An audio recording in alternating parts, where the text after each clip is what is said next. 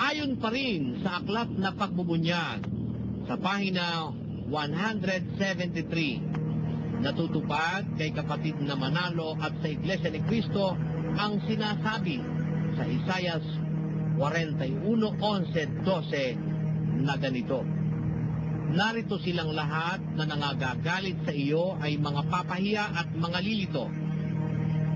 Silang nakikipaglaban sa iyo ay papanaw at mga papahamak.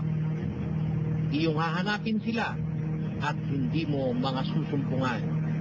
Sa makatuwid bagay, silang nakikipaglaban sa iyo. Silang nakikipagdigma laban sa iyo ay papanaw at gaya ng bagay na wala.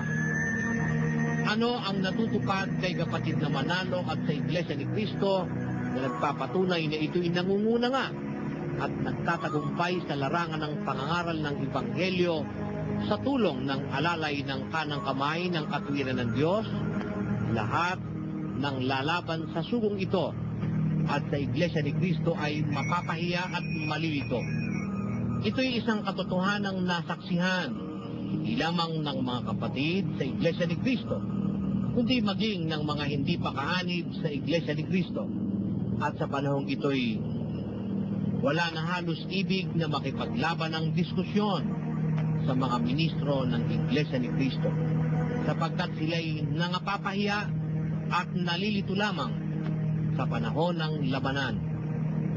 Ang mga dating mahigpit na kaaway ay marami na ang nagsipanaw, at ang iba namang buhay pa ay para namang wala na. Ayon sa aklat na pagbubunyag, ipinangangalandakan pa rin ng Iglesia ni Cristo na talagang si Manalo nga ang di umano'y uod na Hakob. Ngunit totoo nga kaya na nalalapat kay Manalo ang karapatang ito? Nalalaman kaya ng tagapagsulat na ito ni Manalo ang kanyang sinasabi na lahat daw di umano nalalaban sa kanilang sugo ay mapapahiya at malilito? Ito raw ay isang katotohanang nasaksihan ng mga tao sa panahong ito. Di umano ay wala na halos ibig makipaglaban ng diskusyon sa mga ministro ng Iglesia ni Cristo, sapagkat di umano sila'y mapapahiya at malilito sa panahon ng labanan. Ang mga mahigpit daw na mga kaaway ng Iglesia ni Cristo ay nagsipanaw na, at ang iba namang buhay pa ay para namang wala na. Hindi kaya masasabing ito'y kahambugan o pagpapalalo, sapagkat sa katotohanan na hindi maitatanggi, lalo na ng ating mga kababayan, sila itong hindi lumalaban ng diskusyon kay Brother Eli Soriano. Totoo nga kaya na ang sino mang lalaban sa kanila ay malilito at mapapahiya? Sino nga ba ang lumilitaw na kayahiya? Ganito ang sabi ng isa nilang miyembro. Pagharap sa debate, ito lang ang iharap. Ay matutupad sa kanila, hahanapin mo sila, hindi mo sila masusupungan. Malilito sila. Malilito. Ay, Panginoon ko ang Diyos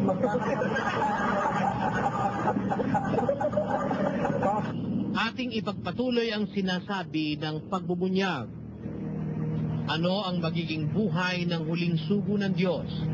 Sa Isaias 41:16 ay ganito ang sinasabi: iyong pahanginan at tatangayin ng hangin, at pangangalatin ng ipo-ipo, at ikaw ay magagalak sa Panginoon.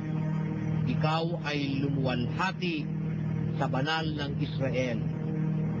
Ano ang magiging buhay ng huling sugo ng Diyos? Ang magiging buhay ng huling sugo ng Diyos ay maligaya, sapagkat siya ay magagalak sa Panginoon. Paluluwalhatiin ng Diyos ang kanyang pamumuhay dahil sa mga tagumpay sa kaluwalhatian ng Diyos at ng Iglesia ni Cristo. Alin ang kaluwalhatian ito? Sa Isaias 14:18 ay sinasabi ang ganito: lahat ng mga hari ng mga bansa. Silang lahat nangangatulog sa kaluwalhatian, bawat isa'y sa kanyang sariling bahay. Anong kaluwalhatian ang matatamo ng huling sugo? Ang kaluwalhatiang tulad ng sa mga hari sa lupa. Ito ba'y isang katotohanan na nakikita nating natutupad sa sugo ng Diyos sa huling araw na ito? Opo. Ano ang katunayan nito? Ang pagtanggap sa Kanya ng mga tao, hindi lamang ng mga kapatid sa Iglesia ni Cristo, na higit sa pagtanggap ng mga kinikilalang dakilang tao sa sanglibutan. Kinikilala siya at binibigyan ng mataas na pagpaparangal ng magkakalabang pangkating ukol sa lupa. Bagaman ang sugo ng Diyos sa huling araw na ito ay itinulad sa uod na Jacob. Pansinin na talagang pinipilit nila na ang kinatuparan ng hula ni Propeta Isaias na uod na Jacob na di umano ay si Ginoong Manalo, o kaya't kahit ang nakasulat sa Biblia sa Isaias 41:16 ay pakilipit nilang ipinaliliwanag. Pagmasdang mabuti ang talata. Sa Isaias 41:16 ay ganito ang sinasabi: iyong pahahanginan at tatangayin ng hangin at pangangalati ng ipo-ipo. At ikaw ay magagalak sa Panginoon. Ikaw ay lumuwalhati sa banal ng Israel.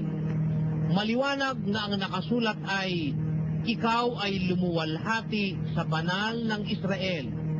Ngunit nang ipaliwanag ng mga tagapagsalita ni Manalo ay magiging maligaya daw ang magiging buhay ng huling sugo. Paluluwalhatiin din daw ng Diyos ang kanyang pamumuhay. Gayong hindi naman ganon ang sinasabi ng talata. At idinagdag pang, ang kaluwalhatian daw nitong uod na Jacob ay tulad sa mga hari sa lupa.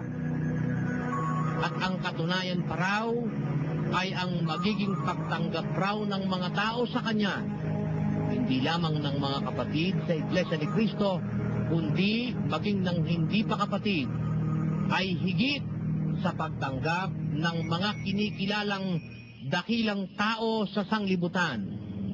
Kinikilala siya at binibigyan ng mataas na pagpaparangal ng magkakalabang pangkating ukol sa lupa. Sadyang balintuna at tunay na kabaligtaran ang ipinangangalandakan ng Iglesia ni Manalo ukol sa katotohanan na nakapaloob sa uod na Jacob. Sapagkat para sa kanila, si Ginoong Manalo na di umano'y kinatuparan nito ay tinanggap ng mga tao, taglay ang kaluwalhatiang tulad ng mga hari sa lupa. Tinanggap din daw ang kanilang sugo na higit sa pagtanggap ng mga kilalang tao sa sanglibutan. Kinilala rin daw siya at binibigyan ng mataas na pagpaparangal ng magkakalabang pangkatin ukol sa lupa. Ito ang uod na Jacob ng Iglesia ni Manalo. Ngunit huwag kakaligtaan na hindi ito ang uod na Jacob na sinasabi ng Biblia, sapagkat ang uod na ito na nasa awit 22 at 6 ay duwahagi sa lahat ng mga tao at hinamak ng bayan. Ang uoding ito ay hindi maitatanggi na hinapak ang kasuotan at binutasan ang mga kamay at paa. Paano kaya nasisikmura ng mga tagapagsalita ng Iglesia ni Cristo ni Manalo ang ganito kagarapal na pag-aangkin ng kahalalan na kailanman ay hindi lalapat sa kanila? Hindi kaya kinabahan man lang o tinubuan ng munting kilabot ang mga ministrong ito nang kanilang angkinin ang hula ukol sa uod na Jacob?